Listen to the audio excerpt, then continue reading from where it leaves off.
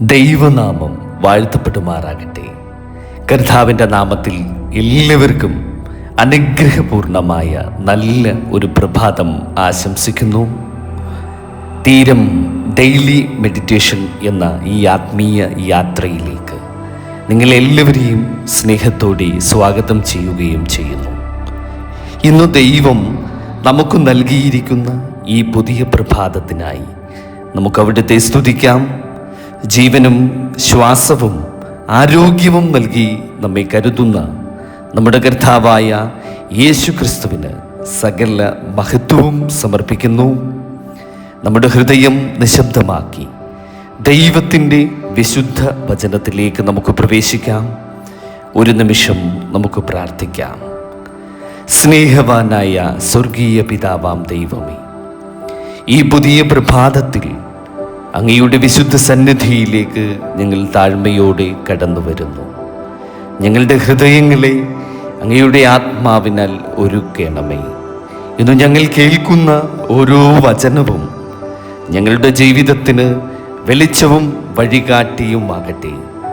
ലോകത്തിൻ്റെ തിരക്കുകളിൽ നിന്ന് ഞങ്ങളുടെ മനസ്സുകളെ മാറ്റി അങ്ങയുടെ സാന്നിധ്യത്തിൻ്റെ വിശുദ്ധി അനുഭവിക്കുവാൻ അവിടുന്ന് ഞങ്ങളെ സഹായിക്കണമേ. ഞങ്ങളുടെ കർത്താവായ യേശുക്രിസ്തുവിൻ്റെ നാമത്തിൽ പ്രാർത്ഥിക്കുന്നു.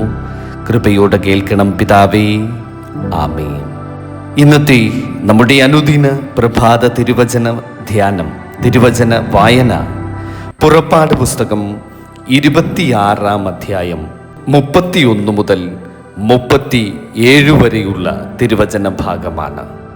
നീലനൂൽ, ധൂമ്രനൂൽ, ചുവപ്പ് നൂൽ, പിരിച്ച പഞ്ഞിനൂൽ എന്നിവ കൊണ്ട് ഒരു തിരശ്ശീലയുണ്ടാക്കണം.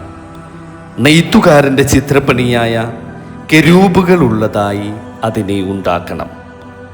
പൊന്ന് പൊതിഞ്ഞതും പൊൻകൊളുത്തുള്ളതും വെള്ളി കൊണ്ടുള്ള 4 ചുവടിന്മേൽ നിൽക്കുന്നതുമായ 4 ഖദിരസ്തംഭങ്ങളിന്മേൽ അത് തൂക്കിയിടണം. കൊളുത്തുകളിൽ തിരശ്ശീല തൂക്കി സാക്ഷ്യപെട്ടകം തിരശ്ശീലയ്ക്കകത്ത് കൊണ്ടുചെന്നു വയ്ക്കണം. തിരശ്ശീല വിശുദ്ധ സ്ഥലവും അതിവിശുദ്ധ സ്ഥലവും തമ്മിൽ വേർതിരിക്കുന്നതായിരിക്കണം.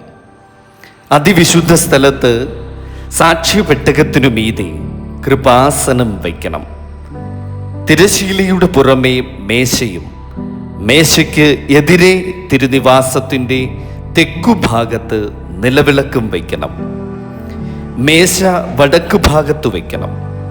നീലനൂൽ, ധൂമ്രനൂൽ, ചുവപ്പ് നൂൽ, പിരിച്ച പഞ്ഞിനൂൽ എന്നിവ കൊണ്ട് ചിത്രത്തയ്യൽ പണിയായ ഒരു മറയും കൂടാരത്തിൻ്റെ വാതിലിന് ഉണ്ടാക്കണം. മറശ്ശീലയ്ക്ക് ഖദിരമരം കൊണ്ട് 5 തൂണുണ്ടാക്കി പൊന്നുകൊണ്ട് പൊതിയണം. അവയുടെ കൊളുത്ത് പൊന്നുകൊണ്ടായിരിക്കണം. അവയ്ക്ക് താമ്രം കൊണ്ട് 5 ചുവടും വാർപ്പിക്കണം. ആമേൻ. ഇപ്രകാരമാണ് ഈ തിരുവചന ഭാഗം നമ്മോട് സംസാരിക്കുന്നത്. പ്രിയ ദൈവമക്കളെ, ഇന്നത്തെ വചനഭാഗത്തിൽ നാം കാണുന്നത് സമാഗമന കൂടാരത്തിലെ തിരശ്ശീലയെക്കുറിച്ചും പ്രവേശന കവാടത്തെക്കുറിച്ചുമാണ്. വിശുദ്ധ സ്ഥലത്തെയും അതിവിശുദ്ധ സ്ഥലത്തെയും വേർതിരിച്ചിരിക്കുന്ന ആ തിരശ്ശീല ദൈവത്തിൻ്റെ വിശുദ്ധിയെയും മനുഷ്യനും ദൈവത്തിനും ഇടയിലുണ്ടായിരുന്ന അകൽച്ചയെയും ഓർമ്മപ്പെടുത്തുന്നതായിരുന്നു.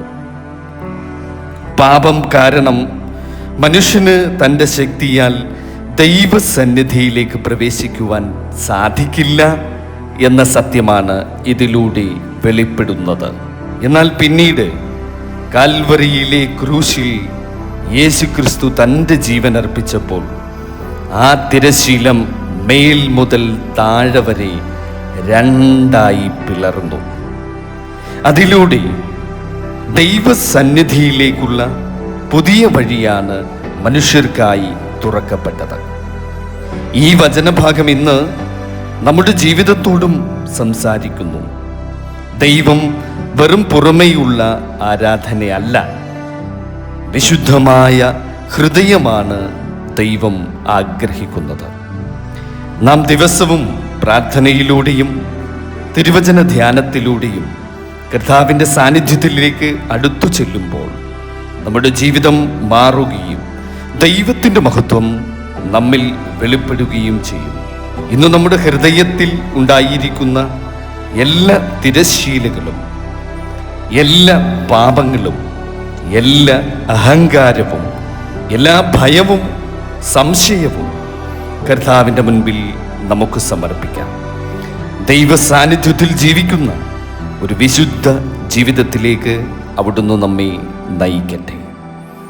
പ്രിയ ദൈവമക്കളെ, ഒരു നിമിഷം നമ്മുടെ കണ്ണുകൾ അടച്ച് നമുക്ക് പ്രാർത്ഥിക്കാം.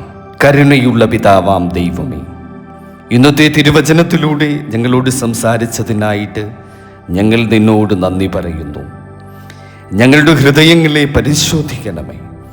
അങ്ങയിൽ നിന്ന് ഞങ്ങളെ അകറ്റുന്നതായ എല്ലാ ചിന്തകളെയും എല്ലാ പ്രവൃത്തികളെയും അവിടുന്ന് നീക്കിക്കളയണമേ.